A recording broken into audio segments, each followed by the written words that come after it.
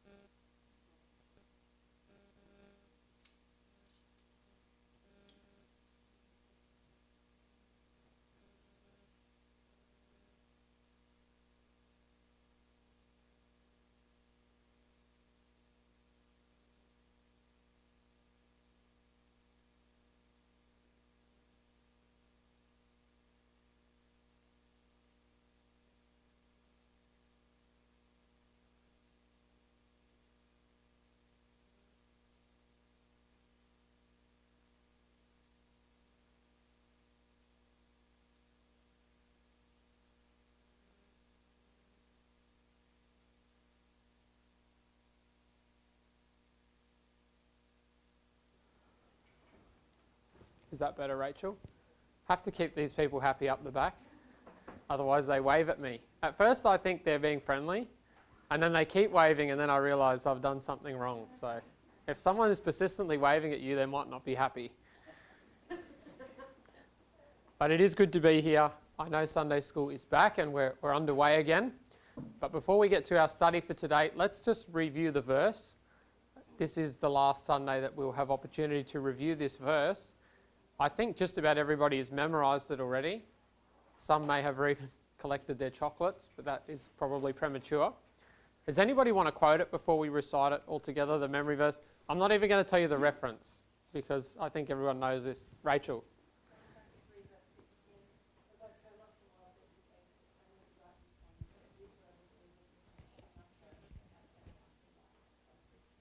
Very good. Did you want to have a go, James? Go for it. John chapter 3, verse 16. For God so loved the world that he gave his only begotten Son, that whosoever believeth in him shall not perish but have everlasting life. Very good. Anybody else want to piggyback off those efforts already? All right, Mr. Wallace. John chapter 3, verse 16. For God so loved the world that he gave his only begotten Son,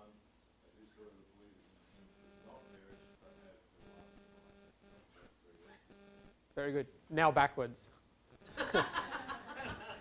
No, it's all right. Anybody else want to have a go in this very low pressure environment? Grace.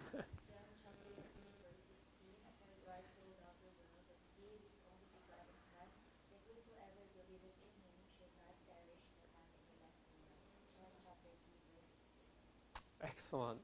Excellent. You always hope that people do well, but I'm almost hoping someone slips up.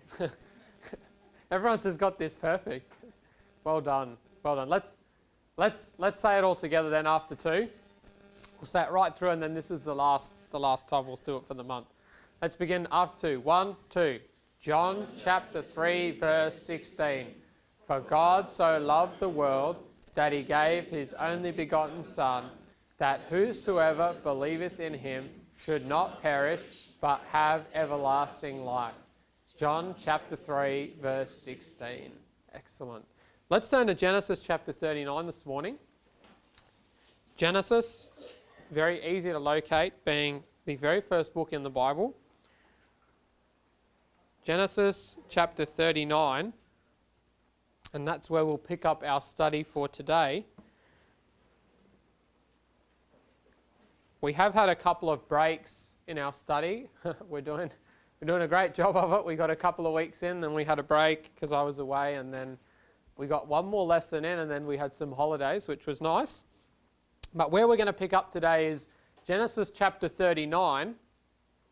And so what we'll do is let's just read the first verse, and then we'll do a quick revision just to get back up to speed with where we've been. So let's have a look then at Genesis chapter 39, and let's look at verse 1, where the Bible reads, "And Joseph," remember that's who we're talking about, "was brought down to Egypt, and Potiphar, an officer of Pharaoh, captain of the guard, an Egyptian," that's his nationality, "bought him off the hands of the Ishmaelites, which had brought him down thither." Let's actually read verse 2. "And the Lord was with Joseph, and he was a prosperous man, and he was in the house of his master, the Egyptian." So right here in these verses where we're going to begin today, Joseph has arrived down in Egypt. Now, just by way of quick revision, how did we get here? How did Joseph get down to Egypt? Well, where we began our study some weeks ago was with Joseph as a 17-year-old boy. He was 17 years old, and he was growing up in his father's home. His father was Jacob, and his mother was Rachel. He had one brother from his mother Rachel, which was Benjamin, a younger brother, and then he had 10 other older brothers, which were from his stepmother, we could say, Leah. So he grew up, and we said that his home environment was difficult. It was challenging. There was a lot of trouble that they had there in Jacob's home. A lot of moving around, a lot of living out of tents, a lot of different cultures, different languages. They'd had a difficult life up to that point. And not only had they had external challenges, but they had internal challenges. Remember, Joseph had trouble with his brothers. They were envious of him. They were jealous of him because of his integrity. He was a man that wanted to do what was right, even as a 17-year-old boy. And even when his brothers were in opposition to him, he had a heart and a purpose to do what was right. He was a man of integrity. And so there was this tension that was brewing there at home, and ultimately it culminated in his brothers going away to look after the sheep and to look for better pastures at that time of the year. And remember, Joseph went out to look for them. He went there sent by his father to see on how they were doing. And remember, when he got there, the brothers had been conspiring against him. They'd been scheming and talking about how they might get rid of him, how they might do away with him. And ultimately they devised the plan where they would throw him in the well. And then they would take him out of that well where they had essentially abducted him and placed him for safekeeping, or not really safekeeping, but to hold him against his will.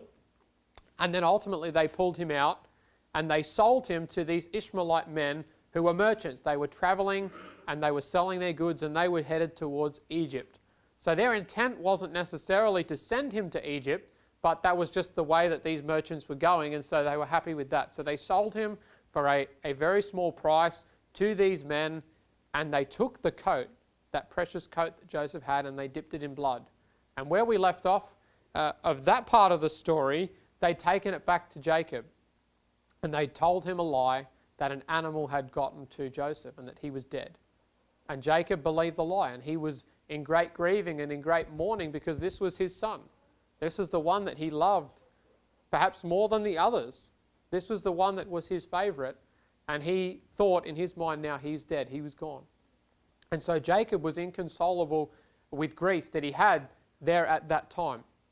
Now, the last time we studied in this passage, we looked through chapter 38, and we talked about the fact that chapter 38 doesn't necessarily focus on the life of Joseph or Jacob, but it talks about his elder brother, Judah. And we talked about the immorality and the really difficult life that Judah had, looking in parallel to Joseph's life, about Joseph, a man of integrity, a man of character, a man that wanted to do what was right. And in contrast to that, we see Judah, whose life was a mess. His life was all over the place. His sons died because of their rebellion against God. And ultimately, his daughter-in-law, he had a sexual relationship with her, with Tamar, and children were born from that, and just a real mess of a situation. But in all of the mess, we highlighted one key thought, and that was the fact that even in Judah's mess, God was still working for good. And even in contrast to Joseph's story, we see God working for good through a man of integrity, Joseph. In Judah's story, we see God working for good through a train wreck. And that's the beauty of what God can do. He can work through both kinds of stories. And that's where we get to chapter 39, where we go back now. So we've gone back in time, because remember we said in Judah's story at the end of chapter 38, we're actually fast forwarded a bit from here. So now we're going to step back a number of years to when Joseph is a younger man, and he's arrived now in Egypt. He's been taken down there by these merchant men, and he arrives there in Egypt. And so this is a daunting thing, and I want us to understand just the gravity of Joseph arriving here. Now, he's not old. He's 17 or 18, and he's arriving in a foreign nation, a nation that he's never been to before, a nation that he doesn't speak the language or understand the culture. He doesn't know anybody. He doesn't have any friends. His family are not there. And beyond all of that, he's a slave. So he has no rights. He has no ability to move around freely or do whatever he wants to do. He's at the mercy of the people who now own him. But in all of this, right from the beginning, we see God's providence in Joseph's life. And you say, well, how do we see God's providence? Well, think about where Joseph ends up. Out of millions of households in Egypt that he could have ended up in, he ends up in the house of Potiphar. Now, we don't have much detail about how that process went down, whether it was at an auction that he was purchased, or whether it was a deal that was made privately, whether he was headhunted. We don't know how he got to Potiphar's house. But long story short, he got there, and we know that that was God. We know that that was God working in Joseph's life to put him exactly where he needed to be. And we're going to see that. So Joseph's now in Egypt, and he's going to face some challenges in Egypt. We're going to see kind of two parts to the lesson this morning, whereby in the first part we're going to see the good side of what was going on, where things were going a bit better, a bit more calm, a bit more peaceful for Joseph. And then things are going to get much more difficult for him. So we're going to see a bit of a contrast here in how things went. But in all of this, we're going to see God's presence is constant in Joseph's life. And in particular, we're going to see God's presence in his temptation. Because this chapter here, you're going to recognize the verses. These are one of the most well-known parts of Joseph's story. And this is something that had a great impact as to the end of the story. Because without this part of the story, we don't get to where Joseph arrives at the end of his story. But we see here God's presence in our temptation. I want you to ask yourself this morning, have you ever found yourself wanting to do something you know you shouldn't do? Just think on that for a moment. Have you ever found yourself wanting or felt an urge to do something that you know is not right? And that can even happen before you're a Christian. That can happen where you have a voice inside, and we call it the conscience. And it's put there by God, and it's a moral conscience that God gives us, that is that voice inside our head that tells us that we know certain things are right and wrong. Have you noticed in society people intuitively know certain things are wrong? Like if I was to go across the road and to try and forcibly enter the house there, people would automatically say that's wrong. People have, even outside of the Bible, there's this knowledge, and we call that the conscience, that God has placed there within individuals whereby they intuitively know that certain things are not right.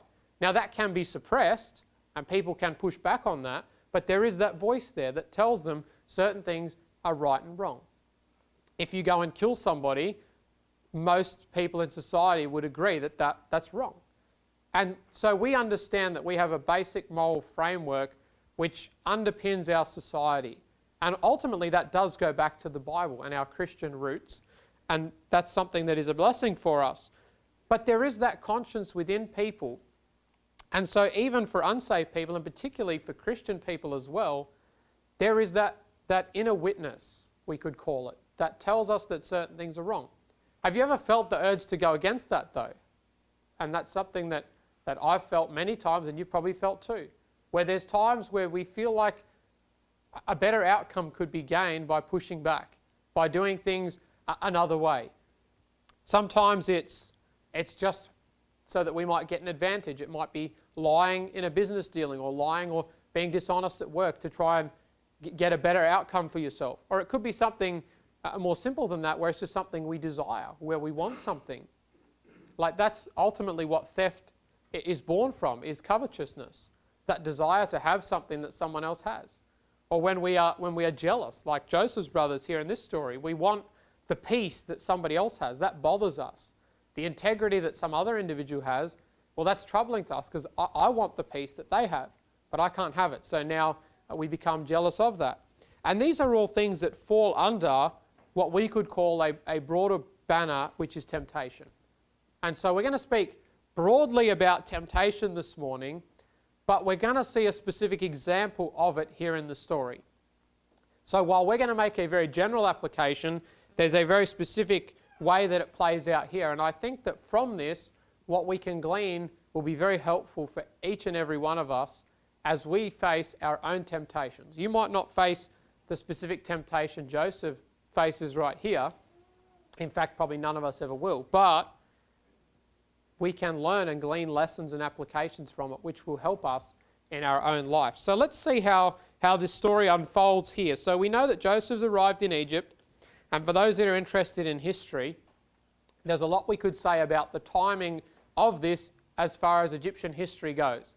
Now, I would love to be able to say to you with great confidence that I could tell you exactly which Pharaoh was in charge here at this period in history. But as Brother Wallace could tell you, there's a little bit of conjecture about exactly which one it was. There was a couple of good candidates in this time period, but we're basically looking at the 12th dynasty of Egypt, so approximately 1800 BC. And you could say 1900 BC to 1700, somewhere in that time frame.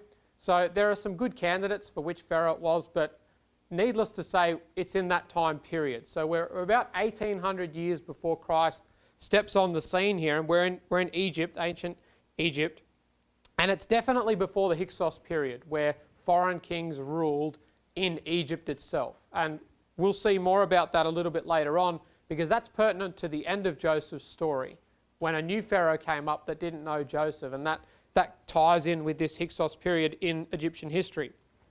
But one thing we do know about this period in history, just to say one thing on Egypt's state at that time, is that when Joseph arrives in Egypt, they were in a resurgence. The power of the state was increasing again. They were in a rebuilding phase.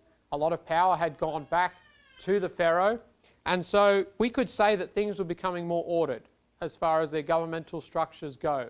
And so we see here, and that fits very well with what we'll see with Potiphar and the officers that Pharaoh was appointing and that were serving him. There was a lot more structure that was taking place here. So Joseph has arrived here in Egypt, and he's now a slave in this foreign country. But we read there in verse 2 a very important truth, that the Lord was with Joseph. So even though he has arrived in this place, God was with him. And we're going to see that come up again. Have a look at verse 3 with me. Verse 3, he's in the house here, and it says, and his master, that's Potiphar, saw that the Lord was with him, and the Lord made all that he did to prosper in his hand. Look at verse 4. And Joseph found grace in his sight and served him, and he made him overseer over his house, and all that he had put into his hand. So Joseph is a slave now. He's in the house of Potiphar. Who's Potiphar? Well, he is an officer for Pharaoh. Now, it says there that he's an officer, he's a captain of the guard, so he's a man of high standing. Some have suggested he could have been in charge of the corps of guards that were responsible for the Pharaoh's personal protection. And some other good ideas are also that he was involved with the judicial system, which would help us understand slightly why Joseph was cast into prison in just a few short verses later. But he was a man of great means, he was a man of great power, and a man of great authority. And Joseph is in his house, and Joseph is serving him as a slave. But we see there this important truth, and it's mentioned a couple of times. The Lord was with Joseph, then his master saw the Lord was with him, and then we see that he found grace. So there was favour that was found in the eyes of this man. So as Joseph was living his life serving, remember he's not a pastor here, he's not even a missionary here. He's not really done or said a whole lot, but what he has done is he served faithfully. As he went about his household tasks as a slave, cleaning, maintenance, serving, waiting on, even in these mundane tasks of life, his master is seeing the fact that God is with him. There's something different about him. And that is an amazing thought to me, that this unsaved man, who's probably never met a Christian in his life, he's never met a believer, a God-fearer, a person that serves the one true God, but he can see something in this young man, 18 years old, in the way he's serving, in the way he's conducting himself. He can see that there's something supernatural about this. This is out of the ordinary. And that's amazing to me. And that's God working in Joseph's life. We see there that God was with him. And other people see that as well. And then we see the fact that God is prospering him. God's blessing Joseph here in this circumstance. God is, to put it in our terms, is turning everything that he touches into gold. And we see that in verse 4. And he becomes an overseer in the house. Did you see that in verse 4? He becomes an overseer in Potiphar's house, and all that he had, that's what Potiphar had, he put into his hand. Look at verse 5, it continues, and it came to pass from the time that he made him overseer in his house and over all that he had, look what happens. The Lord blessed the Egyptian's house for Joseph's sake.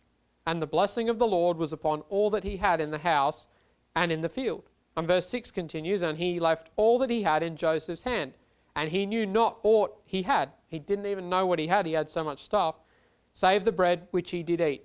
And Joseph was a goodly person and well favoured. So we see in all of this that God is blessing Joseph now. Joseph is walking uprightly. He's doing the best he can with God's help. Other people are seeing that in his life, and now he's risen up to a position of prominence. So he's gone from being a slave, the lowest, most mistreated person in the house, to now being the overseer. So this man has seen the trustworthiness, the reliability, the dependability that Joseph has and has demonstrated right from the ground up. And now Joseph is overseeing and managing the whole household. He's in charge of the other servants. He's in charge of the children. He's in charge of all the aspects of this man's house. Even the finances, it tells us, and the fields. The means that he had, Joseph is now overseeing all of that. And that's God lifting him up. That's God blessing him. And he becomes this overseer, and there's so much trust in Joseph from Potiphar demonstrated that it even tells us that he didn't even know what he had anymore. If you ask Potiphar, what about this and what about that? He'll say, I don't know, ask Joseph. He knows, he's in charge of it all. And it tells us only the bread that he ate, so only what was right in front of him. He knew what he had, and what Joseph was able to do was to look after the whole house, and now Potiphar can focus on his other roles, on his other responsibilities. But as far as the home front goes, Joseph is now in charge of it all. And understand, this is not a small household. This is not a 2-bedroom house with a single bathroom. This is a This is a palace. This is a big place. This is a man who is esteemed by Pharaoh. And Pharaoh's palace, man, that was splendid. And they were very extravagant, the Egyptians. They would build big palaces and big buildings, and this was a big place. Potiphar, as a high-ranking official for Pharaoh, would have lived in a very nice place with lots of people. It wouldn't have just been him and his wife and maybe a couple of kids. There would have been other people living there. And it would have been a busy place, and there was means, there was agricultural endeavours going on. So lots of things happening, but Joseph's in charge of all of it in just a very short period of time. And that's how God blesses him. So life in Potiphar's house for Joseph was, well, it was seemingly going well. And we see here that when we walk with God as we should, because remember that's where it started. Joseph was not a manager going to apply for a manager's position here. Joseph started as a servant, and he started by walking with God.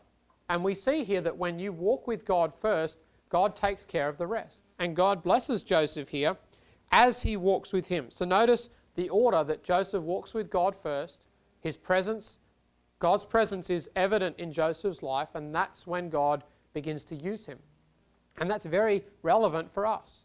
As we want to serve God, as we want God to bless our lives, the key here is to walk with God first. If we try and serve God first, we get the order wrong, and what ends up happening is we become disappointed. We become frustrated. And that's what can happen, but the case here was Joseph walks with God first. He senses God's presence in his life, and God begins to bless him. So God's presence is a reality in Joseph's life, so much so that it's mentioned again and again. It's mentioned several times over, which is important.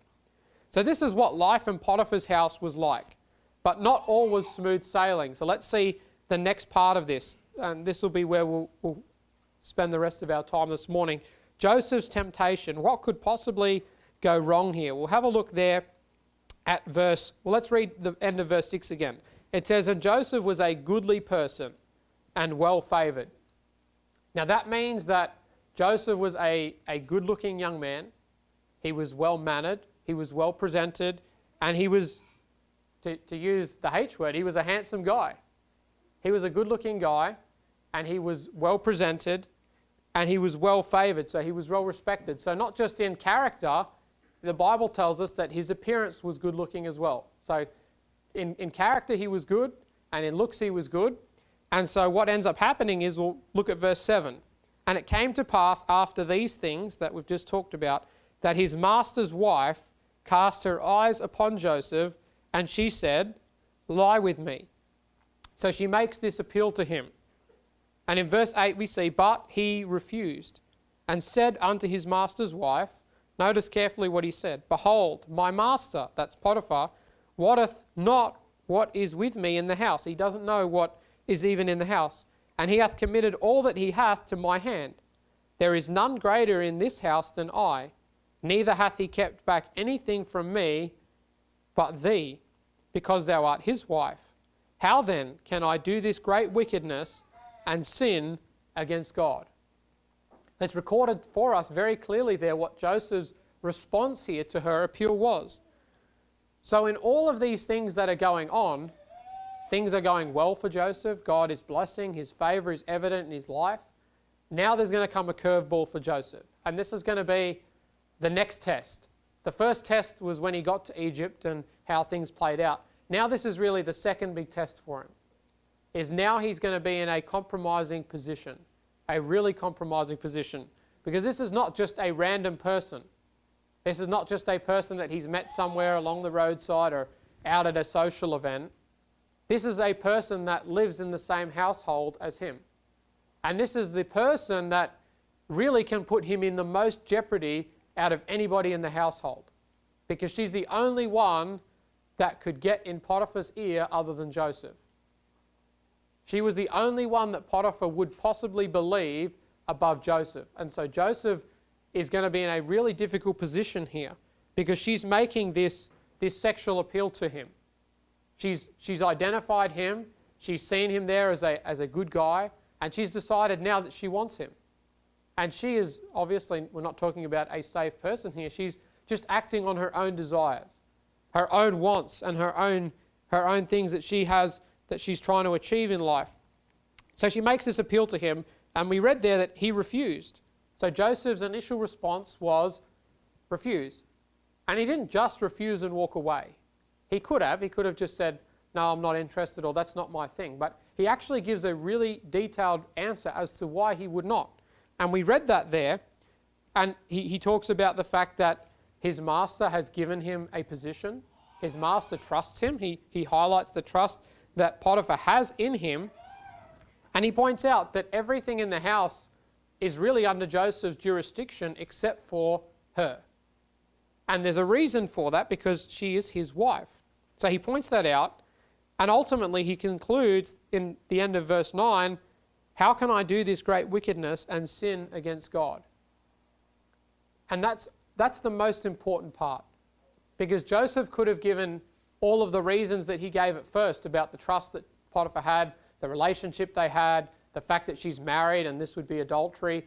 He gives all of the correct reasons, but if it's just those and you leave off the last one, then ultimately it's still up for negotiation.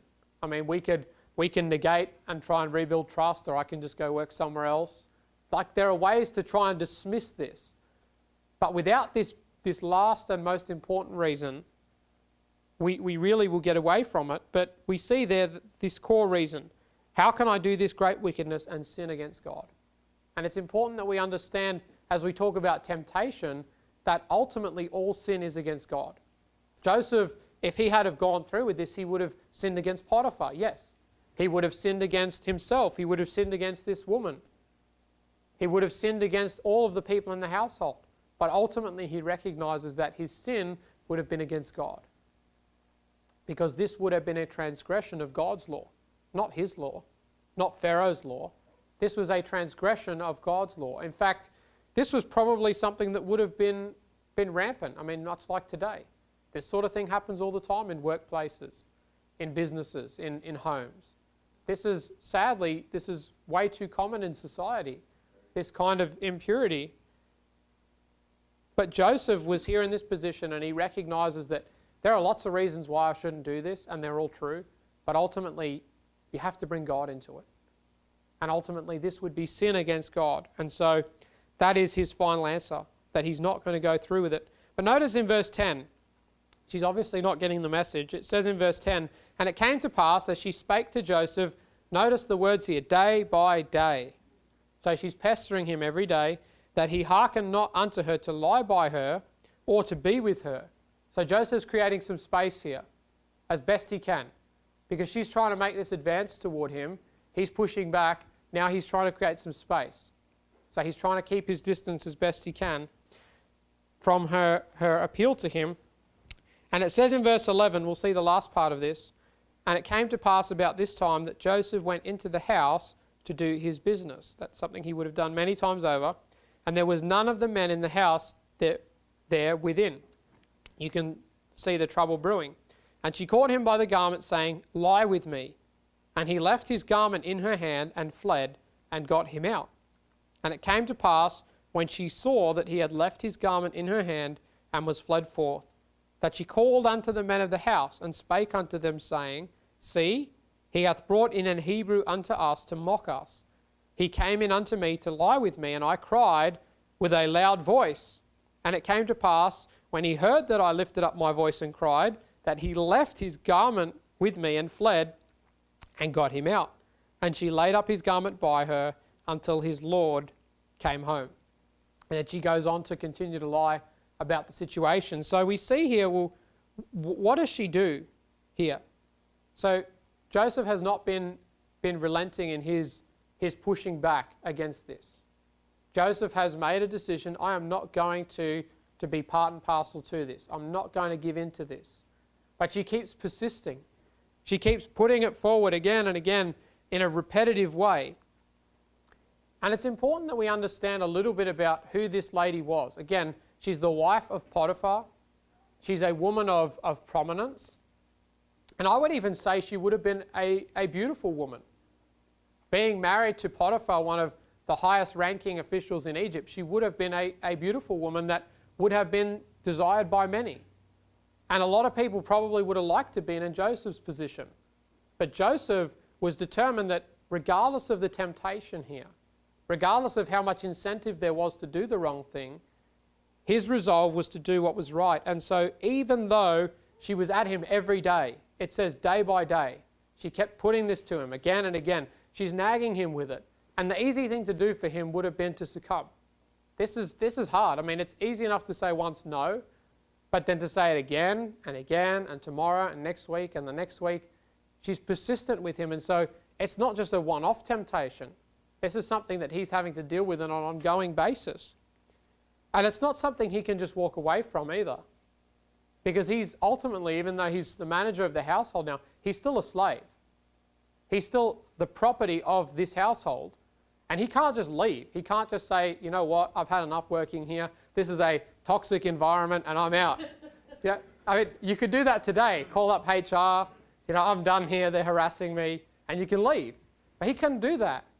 He could not do that. He couldn't just go somewhere else. He was stuck here. He was stuck in this very compromising situation. And this temptation would have been strong and repetitive. But notice that Joseph doesn't make any kind of excuse here. He could have just done it, and then he could have made excuses for it later and said things that you hear people say all the time, like, I couldn't help it, I was in a bad situation, there was pressure on me. I mean, he could have made any number of excuses here, but he doesn't.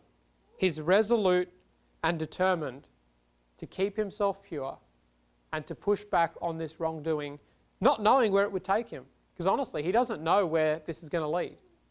And we read there what ends up happening is the inevitable happens. She gets frustrated. Ultimately, she tries to forcibly grab him and take him and be with him. And ultimately, he runs. He leaves his coat there and he runs for his life. He just runs out of the house. He flees from this compromising situation. And he knew full well what could come from that or what would come from that. And that's what happened. She made these false accusations against him. And then ultimately, he ends up in prison. We're going to see that next week, how he ends up in a jail cell because of these false accusations. And we look at it and we read it now looking back at history and we see so plainly, like, he was just trying to do what was right. He was trying to do the honourable thing. He was trying to save a marriage. He was trying to save a home. He was trying to keep himself pure. And he ends up being wrongly accused. He becomes the scapegoat for all of this. But he was determined to not allow this to happen to him, and he wasn't worried about the consequences. He would allow that to take care of itself. He knew that God had brought him this far, and God could continue to take him on in his journey no matter what would happen. He was just determined to do the right thing in his situation. And it's important we see here that we read at the beginning a lot of wording along the lines of God being with him. Now, God didn't abandon him here. But we stopped reading those terms, but you have to understand God is still with him. And you're going to see that next week. You're going to say, well, how is God with him then? If this terrible thing happens to him again? Well, the same way God was with him the first time, when he ended up being abducted by his brothers, remember? They beat him, they put him in the well. God was with him then, and God is with him now, even in this compromising situation. And it's easy for us to look at this and think, why? I mean, why is this happening to a good guy? I mean, have you ever asked those sort of questions? Why? You know, why did this happen to me? Or why did this happen to so-and-so? Or why am I in this position? And it's easy for us to look at these why questions in life. But really, the only way to fully understand the why questions of life is to step back and to see life from God's point of view.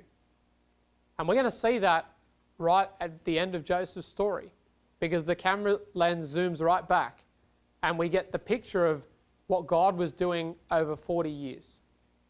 God's plan was over 30 or 40 years.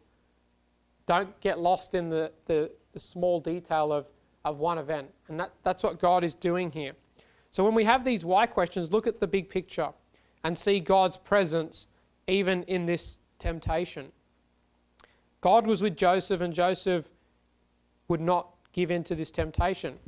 Now I want to just close with a couple of applications here, because we look at this and we say, well, Joseph got through this somehow. How did he get through it? Well, let's look at a couple of applications, because temptation can be overcome when we rely on God's power and presence with us. It can be overcome. Now, I would caveat that by saying, though, you can't in your own strength. You can't beat temptation on your own. Remember how we talked about those desires that we have, the things that we want to do that we know are not quite right? You can't just beat that on willpower. It won't last. You might be able to beat it for a day. Have you ever noticed that? When you just try and muster up enough pushback, you can keep away from that thing that's a grip in your life for a day or two, and then it comes back again. The next time you find yourself in a compromising situation where everybody around you is laughing at that thing that they think is funny or whatever it may be, and when you're in that situation, it's just so easy to just go back to it again. That's what it's like in life so often. But we can overcome temptation by God's power in us. So you can't on your own, but God working in you can. So let's have a look at I've got here 5 applications that we can take away from this as we close out this morning in Joseph's temptation. We can see here that overcoming temptation cannot happen by accident. It cannot happen by accident. And we see that in Joseph's story. He wasn't just hoping that everything would work out okay. He wasn't just pretending that there wasn't a problem there and that I can just somehow ignore the problem and it'll just dissipate on its own. No, Joseph had to take steps to prepare for this. He was a man of integrity, a man of character. This was not the first time he'd been confronted with a problem or a temptation. But Joseph had prepared himself for this moment. And when this moment came, well, he had preparation to rely upon. See, when the pressure's on, that's not the time you start preparing. Think of it this way: if you were playing some sport and you had a competition or a tournament, you don't start practicing the morning of, or you don't start practicing when the whistle goes and the game starts. That's time. Practice is done then. The pressure's on, and your preparation becomes exposed.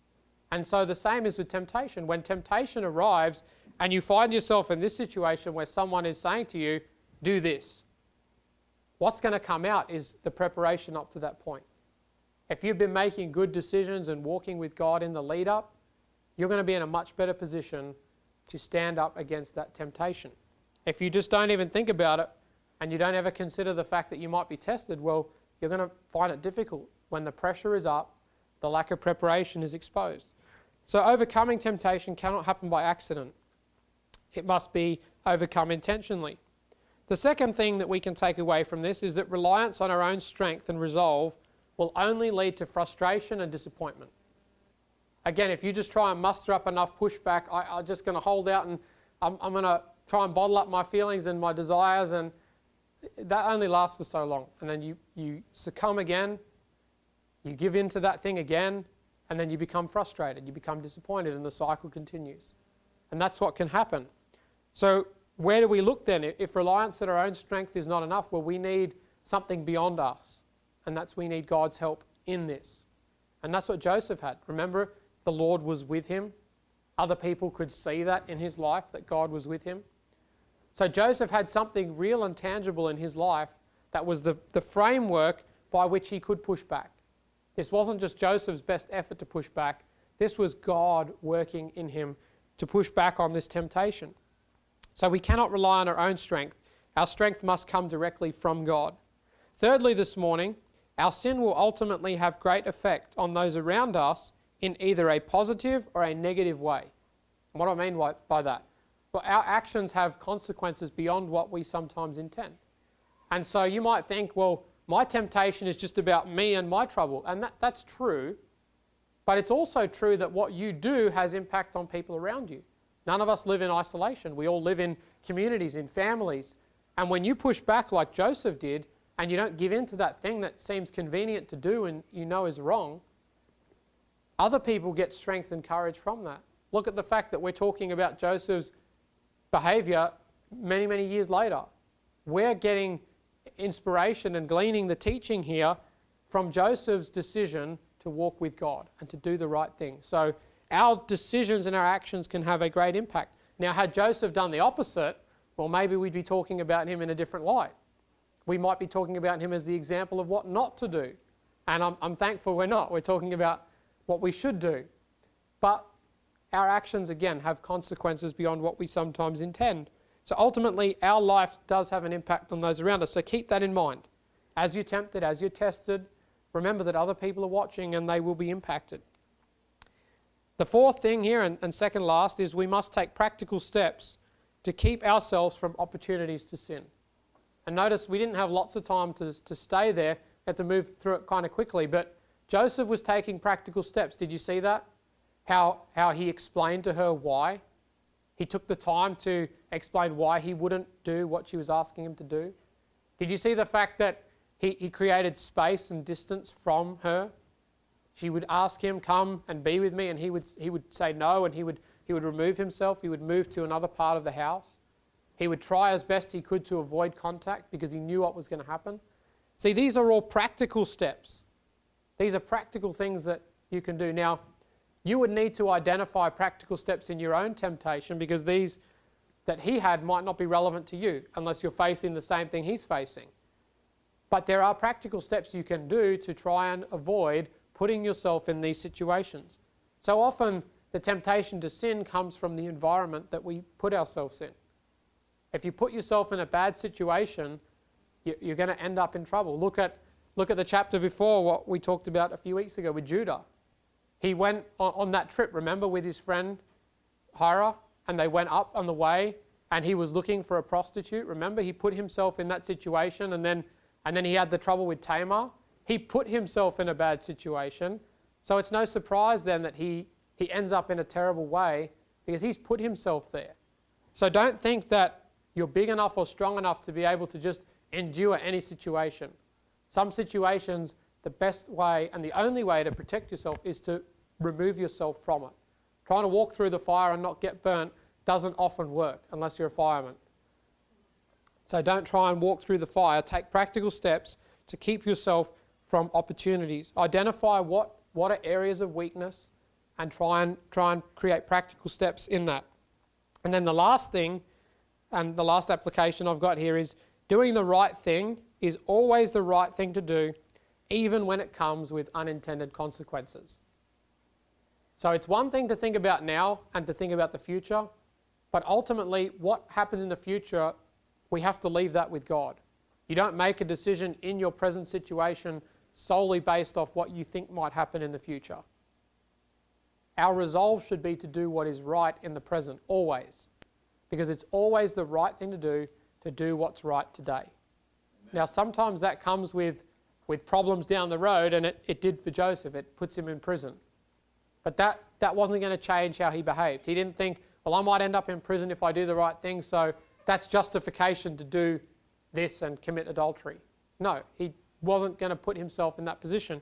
His determination was to do what was right and to leave the rest with God. And that should be the same for you and I. That our determination should be to do what's right all the time. Even if that comes with a consequence later on, that's not ours to worry about. God will give grace. And we see that in Joseph's life. God gives him grace in each stage of life. Regardless of what happens, God is blessing and God is with him. So for you and I this morning, keep in mind, God is with us even in our temptation. And God can bring good out of it, even though sometimes it doesn't look like there could be anything good coming from that. But as we walk with God, as we see God's presence in our life, God helps us to overcome even the most difficult temptations like Joseph faced here. Let's pray. Father, we thank you for our time this morning. And Lord, we've talked a lot about this passage and how we can apply it in our lives. Lord, I pray that you would help each one here. Help us to see the victory over sin and the things that so easily weigh us down. Lord, help us in your power and in your strength to be overcomers so that we can walk the lives that you would have us to in your power and by your enabling. Lord, we thank you in Jesus' name. Amen.